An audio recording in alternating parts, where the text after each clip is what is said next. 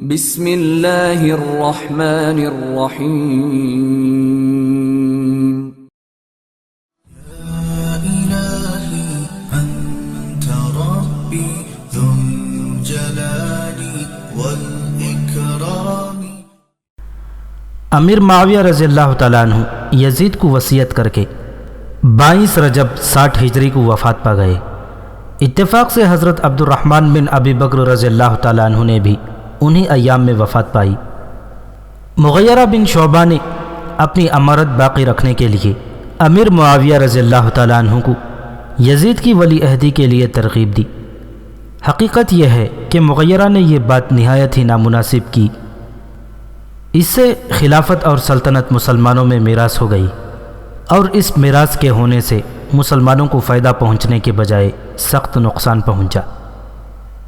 اس واقعے کے بعد میں جس قدر خون ریزی مسلمانوں میں ہوئی، اس میراث کی لعنت ہی کی بدولت ہوئی، لیکن اس بات کو تمام مورخین نے تسلیم کیا ہے کہ امیر معاویہ رضی اللہ تعالیٰ عنہ نے خون ریزی روکنے کے لیے یزید کی ولی عہدی کے لیے بیعت لی۔ یہ دوسری بات ہے کہ آگے چل کر یہ طریقہ نہایت ہی نامناسب اور بڑے ہی شر و فساد کا باعث ہوا۔ غرضے کہ امیر معاویہ رضی اللہ تعالیٰ عنہ نے وفات پائی اور یزید ان کی جگہ 34 سال کی عمر میں خلیفہ ہوا، اور اہل شام نے فوراً اس کے ہاتھ پر بیعت کر لی۔ اس کے بعد اس نے دوسرے صوبوں سے بیعت لینی شروع کی۔ یزید نے دارالسلطنت دمشق سے ایک سفارت بھیجی تھی۔ اس سفارت کے آنے کا حال لوگوں کو معلوم ہو گیا تھا، چنانچہ بہت سے لوگ صبح کی نماز پڑھ کر مسجد نبوی میں اس لیے بیٹھے رہے تاکہ وہ سفیروں سے ملیں اور ان کے آنے کی وجہ معلوم کریں۔ لیکن اس روز کسی وجہ سے ولید بن عتبہ، جو مدینہ کے گورنر تھے، صبح کی نماز کے لیے مسجد میں نہ آ سکے۔ اس وقت یہ قاعدہ تھا کہ ہر جگہ کا عامل یا حاکم، ہر فوج کا سپہ سالار یا سردار خود امامت کیا کرتا تھا۔ شاید سفیروں کو یہ بات معلوم ہو گئی تھی، وہ بھی مسجد میں نہیں آئے اور ولید کے پاس ان کے مکان پر چلے گئے تھے۔ لوگوں نے دوپہر تک مسجد میں بیٹھ کر انتظار کیا ولید اور سفیروں کا، مگر جب کوئی بھی نہ آیا تو سب اٹھ کر اپنے گھر چلے گئے۔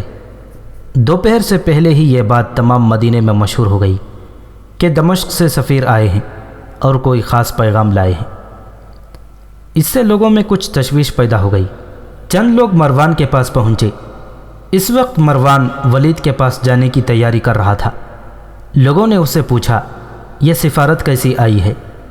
مروان نے جواب دیا، ابھی مجھے خود اس کے متعلق کچھ معلوم نہیں ہوا، مجھے گورنر ولید نے یاد کیا ہے، میں ان کے پاس جا رہا ہوں، وہاں جا کر معلوم ہوگا کہ یہ سفارت کیوں آئی ہے۔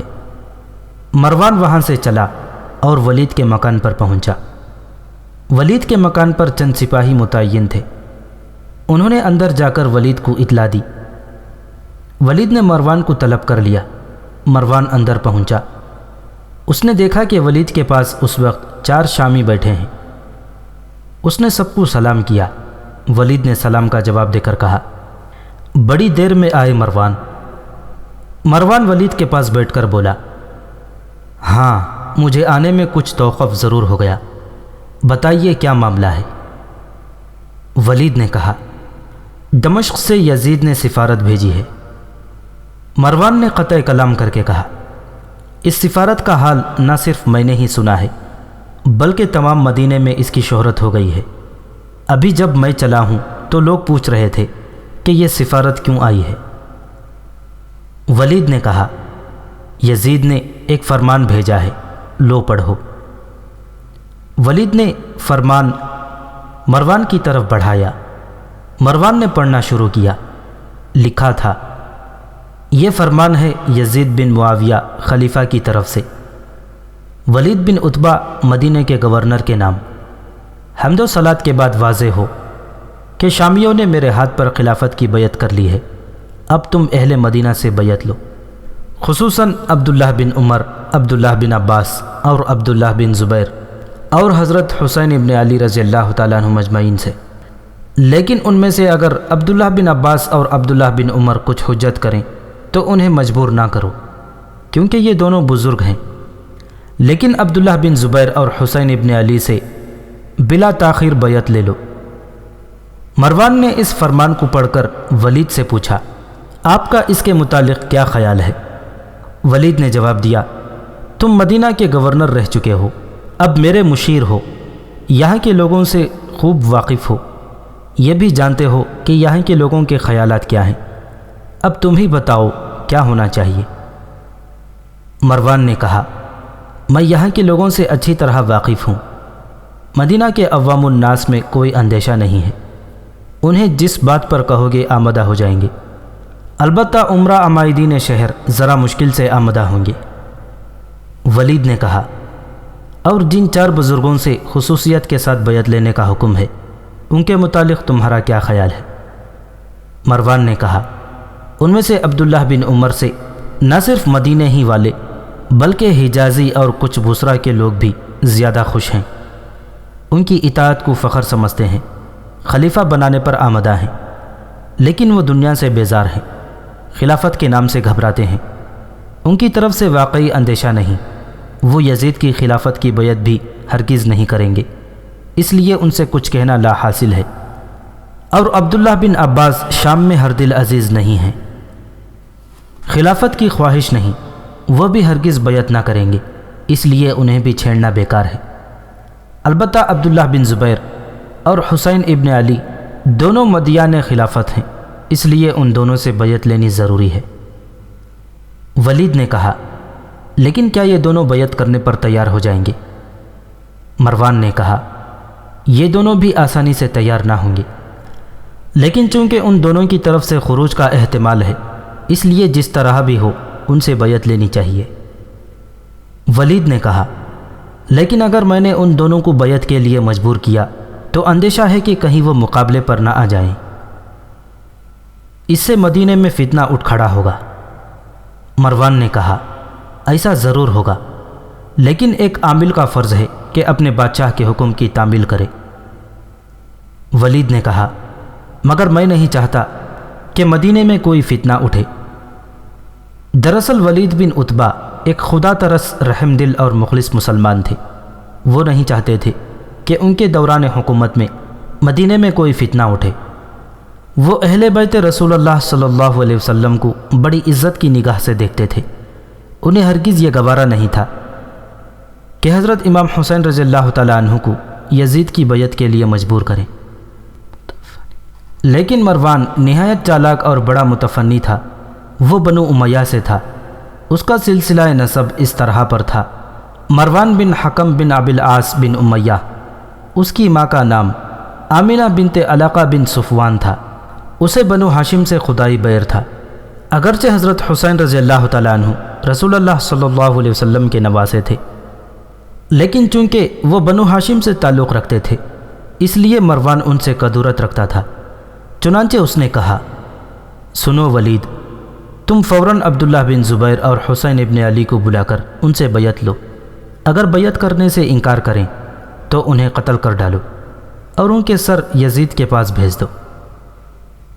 ولید کو اس کی یہ گفتگو بڑی ناگوار گزری، اس نے تر شروع ہو کر کہا، مروان تو بڑا ہی مفسد ہے، وہ تو ہی تھا جس نے حضرت عثمان رضی اللہ تعالیٰ عنہ کو شہید کرایا اور ام المؤمنین حضرت عائشہ صدیقہ رضی اللہ تعالیٰ عنہ کو بھڑکا کر حضرت علی مرتضیٰ سے لڑوایا۔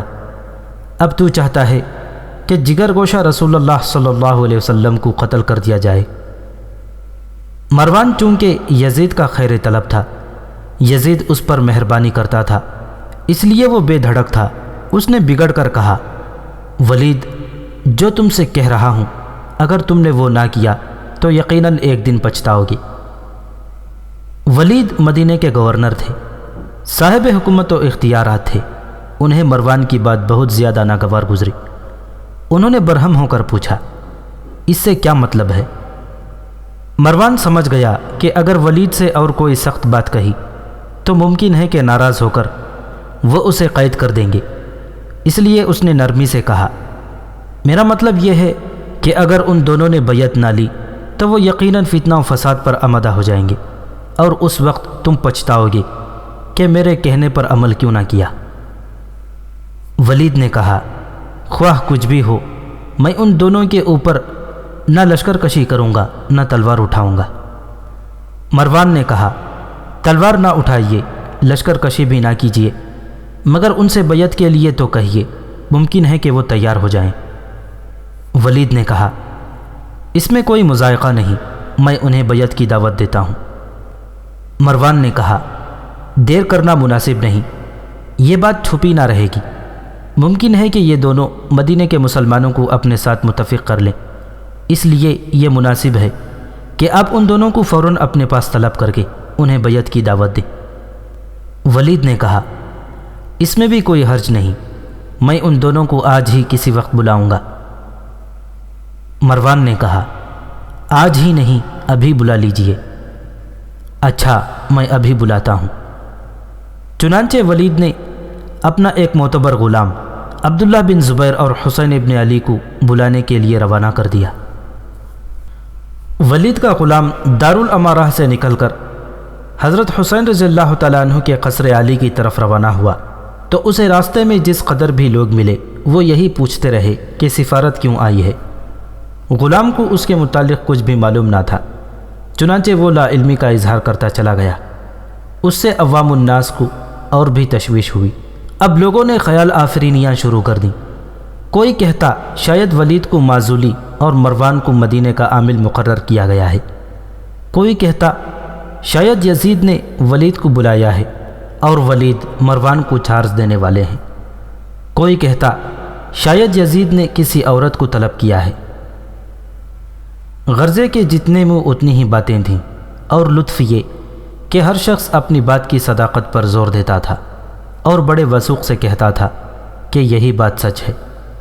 تمام مدینے میں کچھ اضطراب و پریشانی کی عجیب لہر دوڑ گئی۔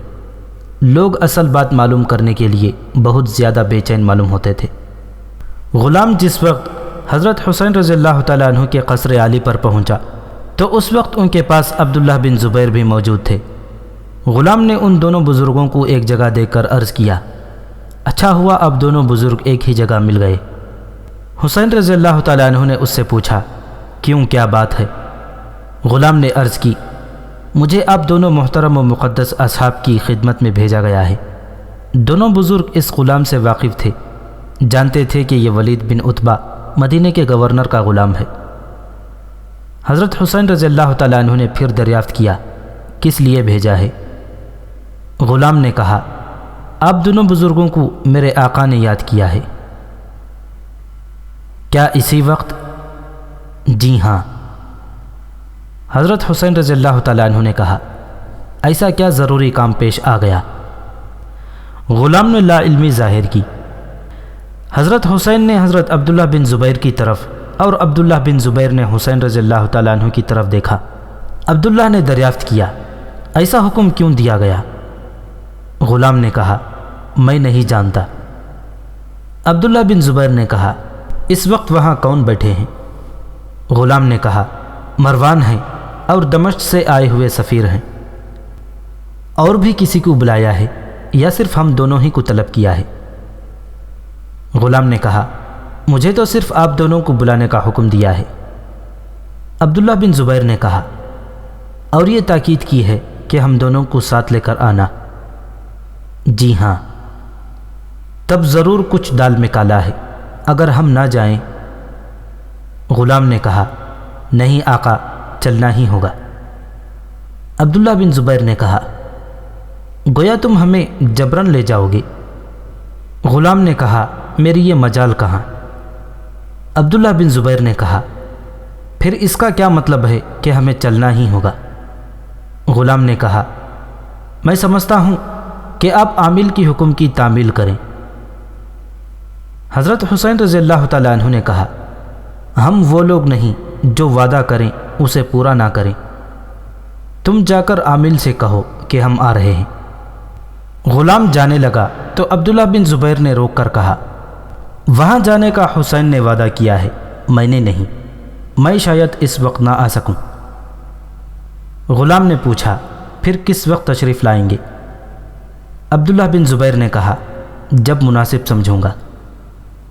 غلام نے کہا بہت اچھا، اور حسین ابن علی سے مخاطب ہو کر کہا آپ تو ابھی تشریف لائیں گے؟ حسین رضی اللہ تعالیٰ عنہ نے کہا ہاں میں ابھی آؤں گا۔ غلام نے سلام کیا اور چلا گیا۔ اس کے جانے کے بعد عبداللہ رضی اللہ تعالیٰ عنہ نے کہا آپ کو اس وقت جانے کا وعدہ نہیں کرنا چاہیے تھا، جب تک یہ معلوم نہ ہو جائے کہ کیا بات ہے، کیوں بلایا جا رہا ہے، اس وقت تک جانے کا وعدہ نہ کرنا چاہیے، نہ جانا چاہیے۔ میں آپ کو روک نہیں سکتا، لیکن ایک کام ضرور کیجیے، تنہا نہ جائیے۔ اپنے عزیز و اقارب میں جس قدر لوگ بھی مل سکیں انہیں ساتھ لے جائیے۔ حسین رضی اللہ تعالیٰ عنہ نے پوچھا لیکن اس قدر احتیاط کی کیا ضرورت ہے؟ عبداللہ بن زبیر نے جواب دیا خدا جانے وہاں کیا واقعہ پیش آئے، اگر وہاں خدا نخواستہ کوئی ناگوار معاملہ ہوا تو مجھے ضرور اطلاع کرا دیجیے، انشاءاللہ میں بھی وہاں پہنچ جاؤں گا۔ حسین رضی اللہ تعالیٰ عنہ نے کہا ہاں اگر ایسا ہوا تو ضرور اطلاع کر دوں گا، مگر آپ کا اس کے متعلق کیا خیال ہے؟ میرا خیال ہے کہ یزید خلیفہ ہو گیا ہے اور شامیوں نے اس کے ہاتھ پر بیعت کر لی ہے۔ حسین رضی اللہ تعالیٰ عنہ نے پوچھا کیا یزید کے ہاتھ پر اہل شام بیعت کر لیں گے؟ عبداللہ بن زبیر نے جواب دیا شام والے امیر معاویہ رضی اللہ تعالیٰ عنہ اور ان کے خاندان کے دوست دار ہیں، اس لیے وہ ضرور یزید کے ہاتھ پر بیعت کر لیں گے۔ حسین رضی اللہ تعالیٰ عنہ نے پوچھا اور اس بات کا لحاظ نہ کریں کہ یزید کے اعمال کیسے ہیں؟ عبداللہ بن زبیر نے کہا شامیوں کو کسی کے اعمال سے کوئی غرض نہیں، انہیں اپنے فائدے سے واسطہ ہے، ان کا فائدہ ہی اس میں ہے کہ وہ یزید کی بیعت کر لیں۔ کیا دوسرے صوبے والے بھی ان کی خلافت کو تسلیم کر لیں گے؟ عبداللہ بن زبیر نے جواب دیا کوفے کے لوگ دغاباز ہیں، وہ کسی کو ضرور یزید کے مقابلے کے لیے تیار کریں گے، بصرے والے کثرت کی طرف جھکیں گے، البتہ مکہ اور مدینہ والے یزید کی بیعت پر کسی طرح تیار نہ ہوں گے۔ حسین رضی اللہ تعالیٰ عنہ نے کہا مگر اس وقت ولید کا مجھے اور تمہیں بلانے سے کیا منشا ہے؟ عبداللہ بن زبیر نے کہا میرا خیال ہے کہ یزید نے فرمان بھیجا ہوگا کہ اہل مدینہ سے اس کی خلافت کے لیے بیعت لی جائے۔ ولید نے مروان کو بلا کر مشورہ لیا ہوگا، وہ متفنی ہے، اس نے ہی کہا ہوگا کہ اول حسین اور عبداللہ سے بیعت لے لیجئے، پھر اور لوگ بھی کر لیں گے۔ میں نے اس وقت جب مروان مدینہ کا حاکم تھا یہ کہتے سنا تھا کہ حسین ابن علی اور عبداللہ بن زبیر کو حکومت کی خواہش ہے، لیکن اگر لوگ آپ کو مجبور کریں تو آپ خلافت لینے سے انکار کر دیں۔ حسین رضی اللہ تعالیٰ عنہ نے کہا شاید ایسی حالت میں انکار نہ کر سکوں۔ عبداللہ بن زبیر نے کہا لیکن عبداللہ بن عمر اور عبداللہ بن عباس رضی اللہ تعالیٰ عنہ لوگوں کے مجبور کرنے پر بھی انکار کر دیں گے۔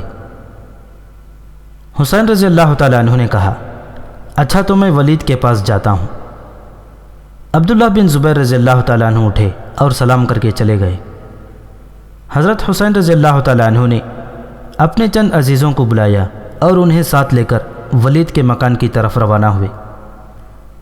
ولید کا غلام جب حضرت حسین ابن علی کے گھر سے واپس ہوا تو کچھ متفکر تھا، چونکہ عین دوپہر کا وقت ہو گیا تھا، اس لیے اب اسے راستے میں ایک دو آدمی ملے۔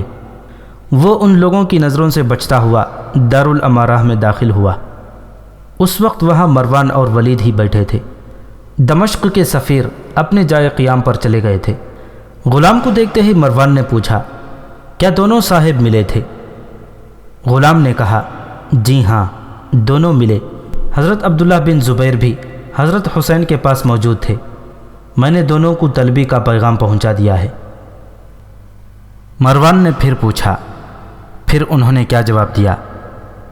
غلام نے سارا واقعہ سنایا تو مروان نے بگڑ کر کہا تم بزدل اور احمق ہو۔ غلام نے کہا اگر آپ بہادر ہیں تو میں تب آپ کی بہادری کا قائل ہو سکتا ہوں جب آپ عبداللہ بن زبیر کو لائیں گے۔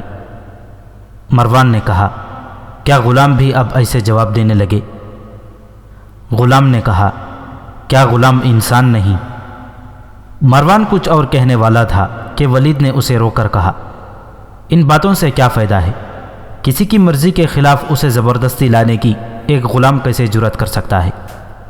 مروان نے کہا، سچ پوچھو تو غلطی آپ سے ہوئی ہے، آپ نے تنہا ایک غلام کو انہیں بلانے کے لیے بھیج دیا۔ ولید نے کہا، تو کیا لشکر بھیجتا؟ مروان نے کہا، بے شک لشکر بھیجنا چاہیے تھا، اب بھی کچھ نہیں گیا، آپ چند سپاہی بھیج دیں، وہ حسین ابن علی اور عبداللہ بن زبیر رضی اللہ تعالیٰ عنہ مجمعین دونوں کو ساتھ لیے چلے آئیں گے۔ ولید نے کہا، حسین ابن علی نے آنے کا وعدہ کر لیا ہے، وہ یقیناً آئیں گے۔ مروان نے کہا، ہرگز نہیں آئیں گے۔ ولید نے بگڑ کر کہا، کیا تم رسول اللہ صلی اللہ علیہ وسلم کے نواسے سے یہ امید رکھتے ہو کہ وہ وعدہ خلافی کریں گے؟ خدا کی قسم، وہ اس وقت بھی اپنا وعدہ پورا کریں گے جب ان کے گلے پر خنجر رکھا ہوا ہوگا۔ مروان کچھ کہنا ہی چاہتا تھا کہ دروازے کے ایک محافظ سپاہی نے حاضر ہو کر کہا، حسین ابن علی تشریف لائے ہیں۔ ولید نے سپاہی سے کہا، حسین سے کہو کہ اندر تشریف لے آئیں۔ سپاہی چلا گیا۔ چند ثانیے میں حضرت حسین رضی اللہ تعالیٰ عنہ دارالامارہ میں اپنے عزیزوں کو چھوڑ کر تنہا اندر تشریف لائے۔ آپ کو دیکھتے ہی ولید تعظیم کے لیے کھڑے ہو گئے۔ سلام اور جواب کے بعد ولید نے حسین رضی اللہ تعالیٰ عنہ کو بیٹھنے کا اشارہ کیا۔ پھر انہوں نے یہ خبر سنائی کہ امیر المؤمنین حضرت معاویہ رضی اللہ تعالیٰ عنہ نے وفات پائی ہے۔ حضرت حسین رضی اللہ تعالیٰ عنہ نے کہا، ہاں میں نے سن لیا ہے، خدا ان کی مغفرت کرے۔ ولید نے کہا، اب یزید خلیفہ ہوا ہے اور اس نے یہ لکھا ہے کہ اہل مدینہ سے اس کی خلافت کی بیعت لی جائے۔ یہ کہہ کر ولید نے یزید کا فرمان حضرت حسین ابن علی رضی اللہ تعالیٰ عنہ کے سامنے پیش کیا۔ آپ نے فرمان پڑھ کر کہا، کیا یزید اس قابل ہے کہ وہ دنیائے اسلام کا خلیفہ ہو؟ تاریخ ابن خلدون میں لکھا ہے کہ حسین رضی اللہ تعالیٰ عنہ نے اپنے خادموں اور خاندان کے کل ممبروں کو جمع کیا اور ان کو اپنے ہمراہ لے کر ولید کے پاس پہنچے اور دروازے پر بٹھایا اور یہ سمجھا دیا کہ اگر میں تم کو بلاؤں اور یا بآواز بلند گفتگو کروں تو فوراً سب لوگ اندر چلے آنا۔ یہ کہہ کر وہ اندر تشریف لے گئے۔ مروان بھی بیٹھا ہوا تھا۔ صاحب سلامت ہوئی، آپ نے دونوں کا شکریہ ادا کرتے ہوئے ارشاد فرمایا، صلح فساد سے بہتر ہے۔ ولید نے یزید کا خط دیا۔ آپ نے پڑھا، امیر معاویہ رضی اللہ تعالیٰ عنہ کی موت کی خبر پڑھ کر انا للہ و انا الیہ راجعون کہہ کر فرمایا، خدا مغفرت کرے۔ باقی رہی بیعت کی بات، میرے نزدیک یہ مناسب نہیں کہ مجھ جیسا شخص خفیہ طور پر بیعت کر لے، اور یہ کچھ موضوع و کافی نہ ہوگا، بلکہ جب میں یہاں سے اٹھ کر لوگوں میں جاؤں اور تم ان سب کو بیعت کے لیے بلاؤ گے اور میں بھی ان لوگوں میں ہوں گا تو سب سے پہلے میں ہی جواب دینے والا ہوں گا۔ ولید کے مزاج میں صلاحیت تھی، اس نے اس کو پسند کر کے کہا، بہتر ہے تشریف لے جائیے۔ مروان بول پڑا، ان کو بغیر بیعت کیے ہوئے نہ جانے دو، ورنہ ان سے بیعت نہ لے سکو گے جب تک تم میں اور ان میں خون کا دریا رواں نہ ہوگا، اور اگر تم نہ کر سکو گے تو میں لپک کر ان کی گردن اڑا دوں گا۔ اس فقرے کے تمام ہوتے ہی حسین ابن علی رضی اللہ تعالیٰ عنہ نے ڈانٹ کر کہا، تو یا وہ مجھے قتل کرے گا، واللہ تو جھوٹا ہے۔ مروان یہ سن کر دب گیا۔ آپ لوٹ کر اپنے مکان پر تشریف لائے۔ مروان ولید کو ملامت کرنے لگا۔ ولید نے کہا، اے مروان، مجھے یہ گوارا نہ تھا کہ میں حسین کو بیعت نہ کرنے پر قتل کرتا، اگرچہ مجھے تمام عالم کا مال مل جاتا یا میں اس کا مالک بن جاتا۔ اب تمام مدینے میں شہرت ہو گئی کہ یزید خلیفہ ہو گیا ہے اور اس نے مدینہ والوں سے بیعت لینے کے لیے حکم بھیجا ہے۔ ساتھ ہی یہ بھی مشہور ہو گیا کہ ولید نے حضرت حسین رضی اللہ تعالیٰ عنہ کو بیعت لینے کے لیے بلایا تھا، مگر وہ انکار کر آئے ہیں۔ یہ دنیا کا عام قاعدہ ہے کہ کسی نئی بات کا چرچا گلی کوچوں میں عام ہو جاتا ہے۔ یہی مدینہ منورہ میں ہوا۔ ہر بازار، ہر راستہ، ہر گھر میں لوگوں کی زبان پر یہی ذکر تھا، اور کئی لوگ حضرت حسین رضی اللہ تعالیٰ عنہ کے گھر پر حفاظت کی غرض سے پہنچ گئے۔ آپ نے ان سے کہا کہ کسی خطرے کا اندیشہ نہیں ہے، وہ اپنے اپنے گھروں کو واپس چلے جائیں، مگر لوگوں نے ان کی بات کو نہ مانا اور در و دولت پر ننگی تلواروں سے پہرا دینے لگے۔ یہ بات مروان کو بھی معلوم ہو گئی۔ اس نے ولید کے پاس جا کر کہا، تم نے دیکھا کہ حسین ابن علی نے اپنی حفاظت شروع کر دی ہے۔ ولید نے کہا، تم غلط کہتے ہو، مجھے سب معلوم ہے۔ حسین ابن علی نے اپنی حفاظت نہیں شروع کی، بلکہ ان کے دوست و احباب نے خود ہی ان کی حفاظت کے لیے جمع ہو گئے ہیں۔ مروان نے کہا، یہی صحیح، مگر ہوا تو برا ہی، اسی لیے میں نے کہا تھا کہ اس وقت ہی ان سے بیعت لے لو، مگر آپ نے نہ مانا۔ ولید نے کہا، میں کہہ چکا ہوں، اگر اس وقت میں ذرا سی بھی سختی کرتا تو وہ صاف انکار کر دیتے اور پھر معاملہ بگڑ جاتا۔ وہ وعدہ کر کے گئے ہیں کہ پہلے اوروں سے بیعت لے لو، اس لیے میں اوروں سے بیعت لے لوں۔ مروان نے پوچھا، عبداللہ بن زبیر بھی نہیں آئے؟ ولید نے کہا، اس وقت تک نہیں آئے۔ مروان نے کہا، نہ ان کے آنے کی توقع ہے۔ ولید نے جواب دیا، میرا بھی یہی خیال ہے۔ عبداللہ بن زبیر رضی اللہ تعالیٰ عنہ اپنے عزیز و اقارب کو جمع کر کے اپنے مکان میں چھپ رہے۔ ولید آدمی پر آدمی بلانے کے لیے بھیجنے لگا۔ آخر کار اپنے غلاموں کو عبداللہ بن زبیر کے گرفتار کر لانے پر متعین کیا۔ غلاموں نے عبداللہ بن زبیر کے گھر کو چاروں طرف سے گھیر لیا۔ عبداللہ بن زبیر نے مجبور ہو کر اپنے بھائی جعفر کے ذریعے سے ولید کے پاس کہلا بھیجا، تمہارے غلاموں نے میری بے عزتی میں کوئی دقیقہ فروگاشت نہیں کیا، تم ذرا صبر کرو، میں کل آؤں گا، تم اپنے غلاموں اور آدمیوں کو بلا لو۔ ولید نے اپنے غلاموں کو واپس بلا لیا اور عبداللہ بن زبیر صرف اپنے بھائی کو لے کر رات کے وقت براہ فرا مکے کی طرف نکل کھڑے ہوئے۔ ولید کو اس کی اطلاع صبح کو ہوئی، فوراً چند آدمیوں کو ان کے تعاقب میں روانہ کیا، لیکن ان کو نہ پایا، مجبور ہو کر واپس آئے۔ دوسرے دن عبداللہ بن زبیر کے مدینے سے ہجرت کر جانے کا تذکرہ ہر شخص کی زبان پر تھا۔ بعض لوگوں کو افسوس تھا، بعض کو سخت رنج و خلق تھا، اور بعض کو یزید، مروان اور ولید پر غصہ تھا۔ چنانچہ بہت سے لوگ کہہ رہے تھے کہ یزید کی بیعت کا فتنہ خدا جانے کیا رنگ لائے۔ اس کی پہلی بسم اللہ یہ ہوئی کہ اچھے لوگوں نے مدینہ منورہ سے ہجرت کرنی شروع کر دی ہے۔ جب لوگ مسجد نبوی سے نماز پڑھ کر باہر نکلے تو انہوں نے یہ بھی سنا کہ ولید اور مروان 30 سواروں کا دستہ لے کر عبداللہ بن زبیر کے تعاقب میں گئے ہیں۔ اس سے لوگوں میں حکومت کی طرف سے اور بھی منافرت پیدا ہو گئی۔ بعض لوگوں نے تہیہ کر لیا تھا کہ اگر حکومت کے کارندوں نے عبداللہ بن زبیر کو پکڑ لیا اور ان کے ساتھ کوئی سختی کی تو وہ بغاوت کر دیں گے۔